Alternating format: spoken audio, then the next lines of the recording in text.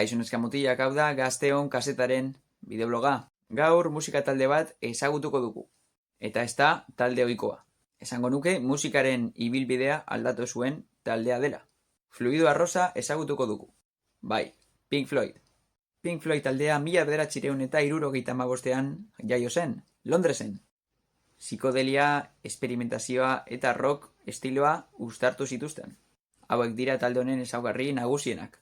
Bere abestiek ohiko luzerarekin apurtu zuten. 12 minutu, 18 minutu, ala ordu erdiko abestiak egin zituzten. Bere letrak oso sakonak ziren. Oinarri filosofikoak izan da, hausnartzera bultzatzen gaituzte. Eta azkenik haien kontzertuak. Bizitza osoan gogoratuko izango dituzun kontzertuak. Egiten zituzten kontzertuak historiara pasatu dira. Esaterako 1989an egin zutena, Venezian. Hiri horretan kontzertu bat egin zuten flotatzen zuen eszenatokia erabiliz. Gainera euren abestien eta albumen portadak artearen historia bihurtu dira. Seguruenik ezagutzen dituzunak. Eta hau bai dela bitxia. The Dark Side of the Moon abestia 751 aste egon zen Billboarden.